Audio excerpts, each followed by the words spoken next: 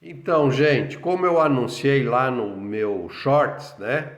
Aqui a gente vai falar sobre o caso das Americanas, que tá fazendo todo mundo ficar com o cabelo em pé. Só que a gente tem muita bobagem, muita falácia dizendo: agora o governo vai ter que ajudar, agora essa turma tem que pôr a mão no bolso. Claro que tem que pôr a mão no bolso, mas a questão não é essa. Não adianta a gente reclamar e ao mesmo tempo não aprender com um escândalo desse tamanho, desse porte. Por favor, já que estamos falando de 40 bilhões, que tal uma lição ou várias lições que a gente tire dessa situação para o bem da nossa empresa, para o bem da sua carreira, para o bem do seu futuro, para o bem da disrupção de carreira, que é a grande bandeira que a gente está levantando, porque a gente está vendo no horizonte, isso aí é apenas um dos sinais, como as coisas precisam realmente mudar. Não quero ficar aqui falando, eu já sabia, mas eu quero colocar para vocês que há muito tempo, e eu vou trazer, vou mostrar inclusive as postagens, vou colocar aqui na descrição do vídeo, aonde você pode encontrar a íntegra desses 4 artigos que eu escrevi lá atrás, em 2010. Não é agorinha. Agorinha é o escândalo das Americanas. Mas lá em 2010 eu já falava contra a meritocracia, eu já falava contra o jeito, a forma da administração dita moderna. Eu já falava contra o uso, as melhores práticas, o colocar em ação a metodologia, o sistema, fazer aquele negócio engessado, porque cria buracos e cria realmente podridão. Infelizmente, essa é a verdade e que aflige a grande maioria das empresas, né? Tive a oportunidade de já fazer alguns seminários, inclusive na FAAP, falando sobre o futuro da administração. Hoje, a bandeira que eu levanto é o futuro do seu emprego, o futuro do seu trabalho, por isso que eu insisto na disrupção de carreira. Tem que ter a disrupção de carreira na sua vida se você é esperto, se você realmente quer ter um futuro promissor. Então vamos ao que eu estou falando sobre o caso desse escândalo para que a gente possa realmente aprender alguma coisa. Eu chamo o caso das Americanas uma tragédia anunciada. Eu vou olhar aqui para o lado, porque eu estou num estúdio novo, onde o meu neto, Ethan Awar, Faustini Awar, me ajudou a montar. Ele está inclusive aqui fazendo alguns takes enquanto eu falo, tá certo, Ethan? E depois eu vou subir até um short, que foi ele que filmou, que gravou, e a gente vai estar ajudando realmente esse trabalho, esse esforço de contribuir com a sua vida profissional, de ajudar com a construção de um melhor futuro para você, para a sua família, enfim. Nós estamos preocupados com o trabalho, com o emprego, com a carreira, por isso que a gente levanta essa bandeira que a gente chama de disrupção de carreira. Pois bem, quais são os 7 pontos para você criar uma cultura e manter uma gestão da meritocracia? Gente, será que eu vou precisar colocar que tem ironia embutida? Mas eu vou ler para vocês os 7 pontos da meritocracia, cultura e gestão, tá bom? Primeiro passo, contrate gente com sangue nos olhos. Então, é isso que é o padrão que a gente via no jeito Ambev, no jeito de fazer a cultura e a administração das americanas. Sangue nos olhos. Segundo ponto, se vieram sociopatas, feche um dos seus olhos com sangue. O que isso significa? Quando você cria uma cultura que depende de metas, que você quer gente realmente que tenha sangue nos olhos e vá em cima dos seus objetivos e passe por cima dos colegas, obviamente que você vai atrair sociopatas. Obviamente que você vai atrair pessoas que são frias em relação aos seus colegas. E não importa o que aconteça com eles, o que aconteça com a equipe. Eles não são team players. Vamos para o terceiro ponto desse receituário. Tire o sangue da equipe, mesmo que tenha que esvaziar os olhos. O que isso significa?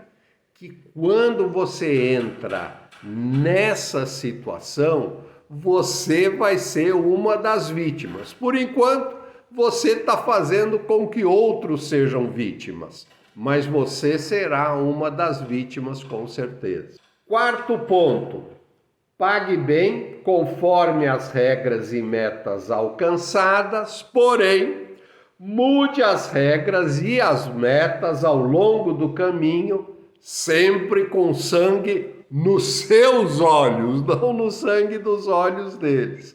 Porque você, como gestor, como diretor, como CEO, você tem que sacar, você tem que sugar, você tem que se tirar o máximo que você pode da equipe, porque esse é o princípio da meritocracia desmedida. Ponto 5. Repita esse procedimento ao longo dos dias, ao longo do exercício, ao longo do período para alcançar as metas com ainda mais sangue nos olhos. Ponto 6. Cuide para que as regras e as metas beneficiem você acima de tudo. Ou seja, é o CEO que vai ter a melhor parte do leão. Então você, como leão, vá acima dos benefícios, dos prêmios, das comissões, do resultado das metas, fica com você. Então você tem que manter esse apetite no melhor esforço, na melhor situação para você, não para a sua equipe. Eu sou obrigado a dar umas risadinhas para que a gente não pegue um corte desse vídeo e pareça que eu estou falando como sendo uma coisa sem ironia. Ironia está embutida, olha aí, ó. Vamos piscar isso. Ponto 7. Dê um jeito para inflacionar suas metas e assim ganhar ainda mais. Pois bem, eu venho falando contra isso e escrevendo, né? E eu vou fazer depois um segundo vídeo, porque tem tanta coisa para a gente esmiuçar, para a gente trabalhar. É importante, já que custou para alguém, espero que não venham pedir para que eu ajude a tampar esse rombo. Mas vai custar 40 bilhões, então vamos aprender com esse rombo. Então olha lá, o que venho escrevendo. Novembro 13, 2010, não é 2020, é 2010, né? Eu escrevi isso à tarde, 2h53 da tarde.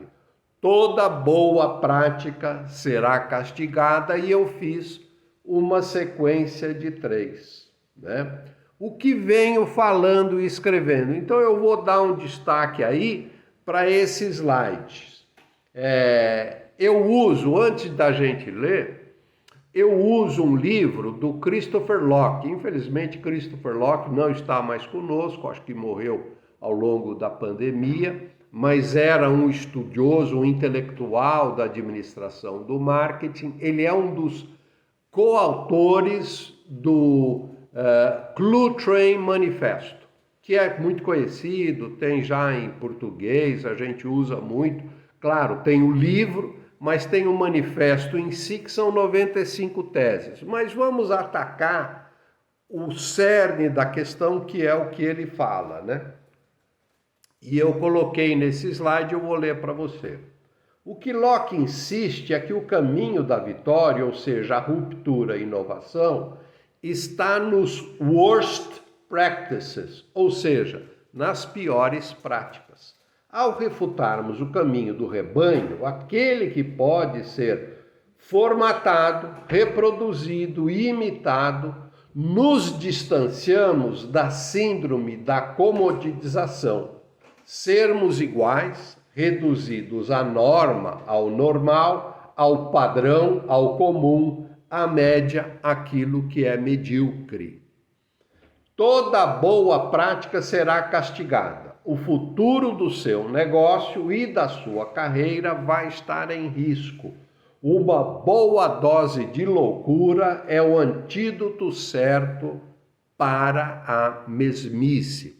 Isso foi o que falou Christopher Locke, e a gente tira um pouco disso do seu livro, que em inglês chama-se Gonzo Marketing, mas em português é o Marketing Muito Maluco.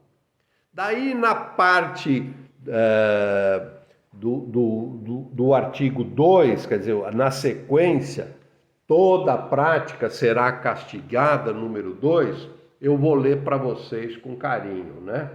Abordemos a meritocracia, isso eu estou falando novembro 15, encontrada no topo das recomendações dos livros de administração, perpetuada na cadeia hierárquica nutrida pelos que detêm poder, aceita entre os carreiristas e cantada em verso e prosa por gurus de lá e cá.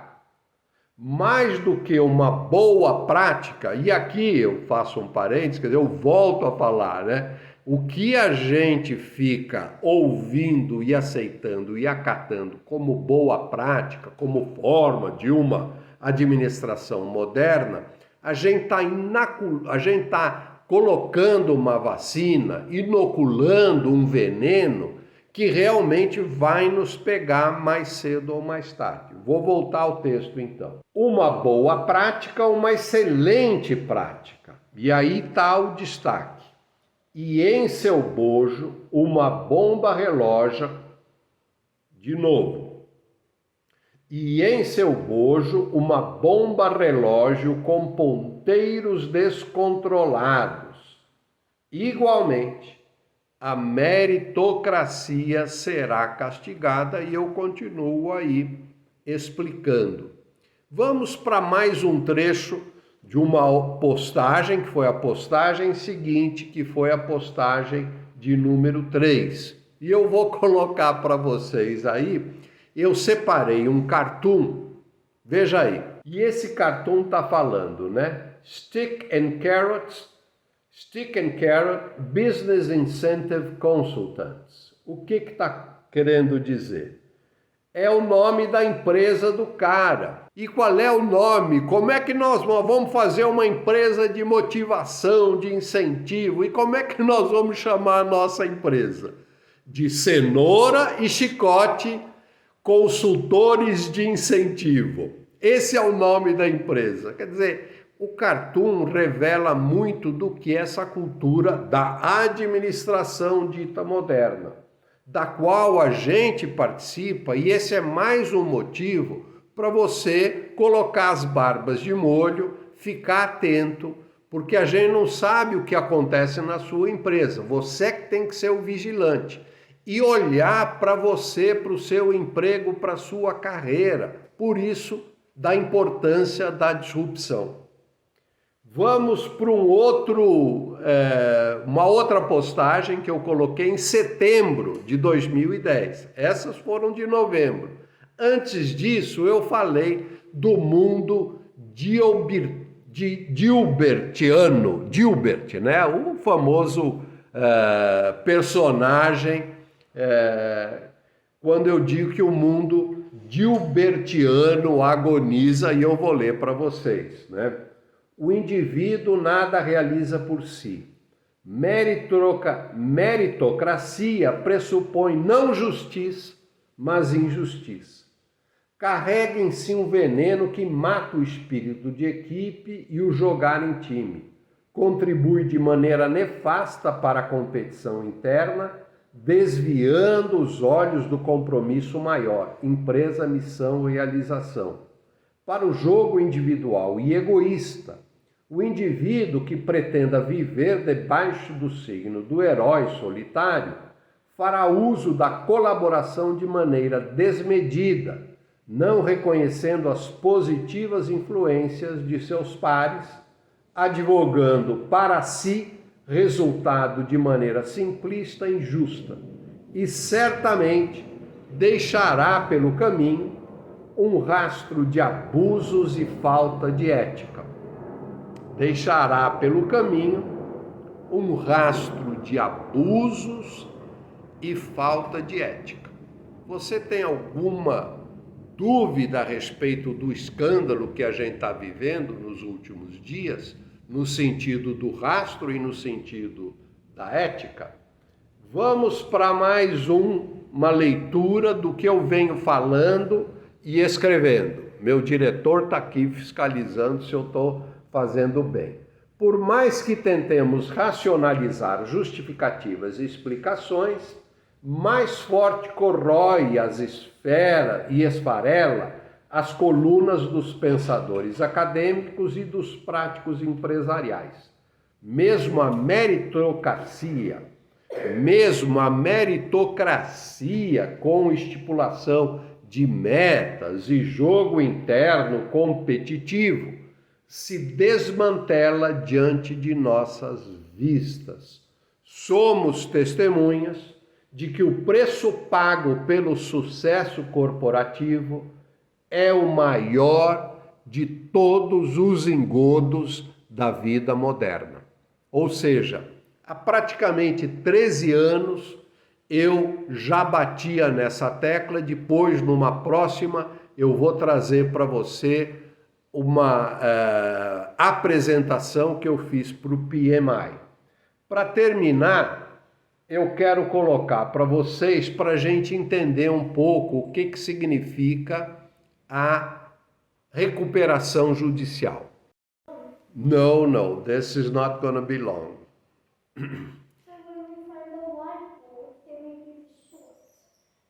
Yeah, but we can use something else. You help me, okay? A paper. Yeah. Ok. Voltando então aqui para finalizarmos, eu quero esclarecer um pouco o que é uma recuperação judicial. Primeiro, que é uma forma de você resolver um problema, uma crise com os seus credores. Você não pode beneficiar uns em detrimento de outros.